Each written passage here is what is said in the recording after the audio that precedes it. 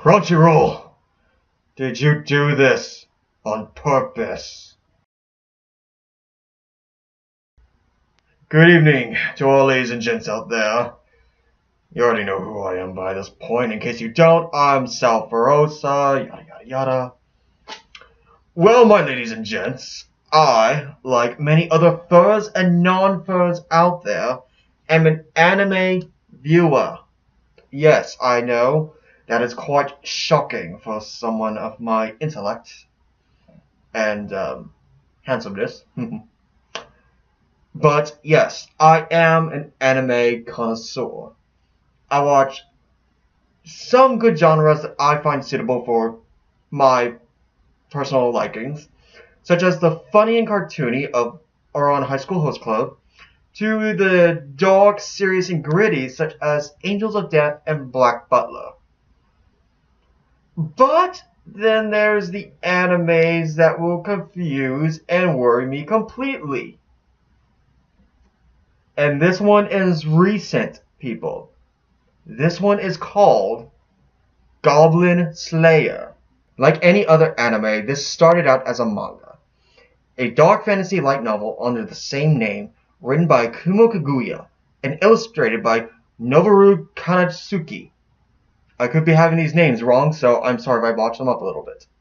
Later on in its years, it was given an anime spin-off by the White Fox production.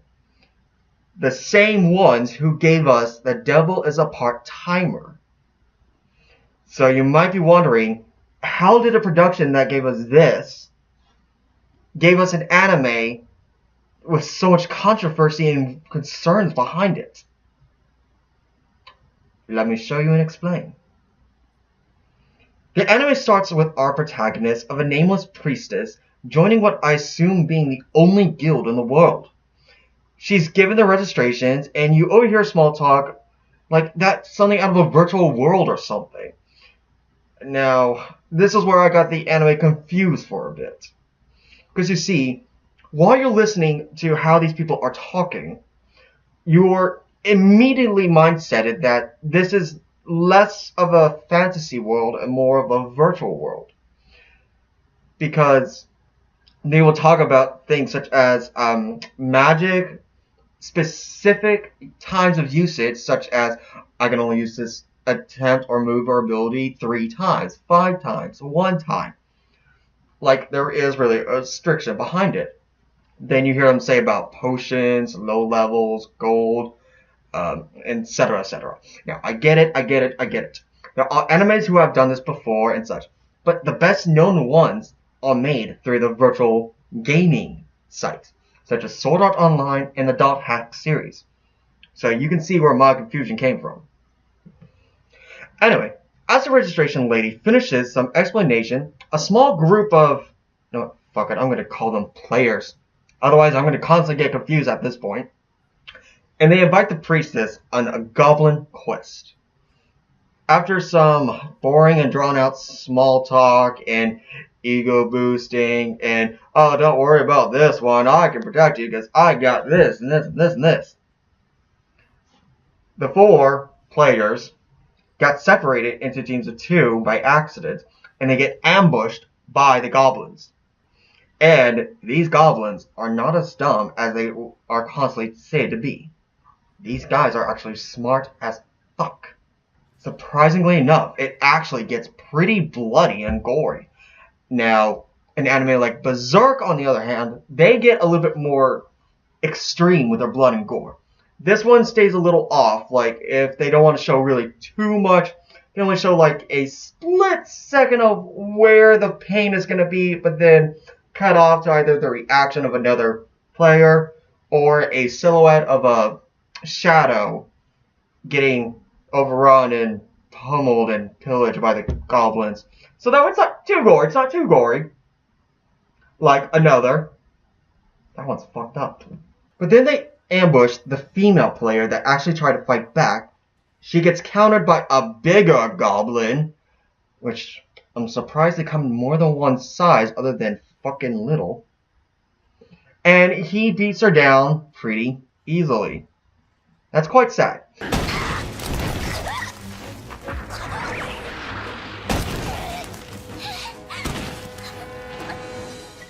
And it's we're at that point where they get, know what? I'm not gonna show you that clip. Nope. Not gonna show you that one. For multiple reasons. One is the rating system for this thing. Crunchyroll gave this anime a rating system of TV 13 to 14, meaning any teenage kids less than 18 years old are free to view this, even through the filtering content of hiding mature content. It is still eligible to watch. Reason I say this? This anime shows actual fucking rape. I am not kidding here. I will go in small details. You will watch in this anime, this very first episode, as the goblins rip her clothes off, literally getting her down to bare presenting, and trying to find a way to how to say this, but she rocks on the ground. You know, that's the best I can put it. And this one scene from this one episode, the very first episode, I remind you, is what built the controversy. Because with the rating system, you're saying it is fine for any kid under the age of 18 to view this safely. No, that is flipping wrong. Berserk had the correct rating system because of how gory and sexual it can be. This is bullshit, Crunchyroll. But what makes it even more of a bullshit, my friends, is this. This little Twitter answer that they posted up saying, "We are sorry that you are not amused by this, and we are going to do the best we can in the future to watch out for it. But for our sake, as our answer for this, we are going to leave a warning in the description for people looking at it." A warning in the description.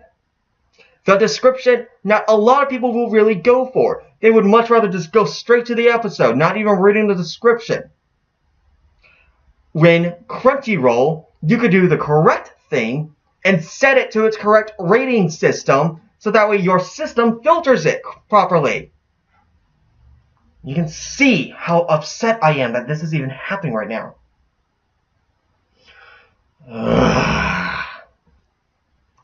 Anyway, after running with the only member she tried to keep alive and leaving the other as a goblin toy, can't believe I'm actually saying that, she gets cornered and feared of being used the same way till the goblins were killed, and she is met face to face by a knight known as the Goblin Slayer, which by the looks of his armor he stole from Undertale. Seriously, where's freaking Undyne? She's probably losing that thing right now. And yes, you could probably get on to me that, no, that's not Undyne. That's a different costume. Look at the armor, people. It is nearly identical. I will admit, the difference is the glowing eyes, for one thing, where the Slayer's is on the left, Undyne's is on the right. The mouth and the helmet is different.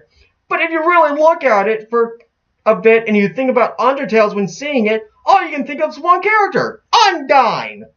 With the help of the priestess and the help of the Goblin Slayer, they were able to kill the rest of the goblins. Unfortunately, the Slayer has this little quota where he wants to make sure no goblin really exists, so he even murders the little kitties, the ones who don't even know what fighting works is.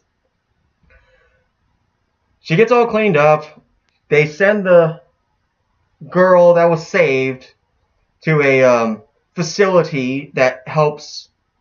Actually, they're pretty much going to put it in a way. It's pretty much a psychiatric hospital for people who are used as goblin toys. Ugh. And she goes back to the guild, finds him again, and decides to go with him on another trip for a goblin quest. Yay. That's it. First episode. There. Done. By my opinion, with the obvious "oh crap" factor and the type of viewing that they have set it for right now, I find this anime not mine. Not my style. Not my type. Not really something I would continue watching. But if you're curious enough to want to watch this, my ladies and gents, have at it. You heard my warnings. You heard my opinions. That doesn't tell you to not watch it. Again, if you want to watch it out of curiosity, have fun. If you like it, then yay, that's another anime for you to enjoy when they bring out more episodes for it. Because I only watch it on Watch Cartoon Online. I don't watch it on Crunchyroll. But for me, I am not seeing this anime going far. I don't know how big of a following it has for the mangas, but I don't see it going far as Berserk did. Berserk has its ways. And when you watch this, you're thinking of Berserk. By the way, Berserk's much better. Stay fluffy, ladies and gents.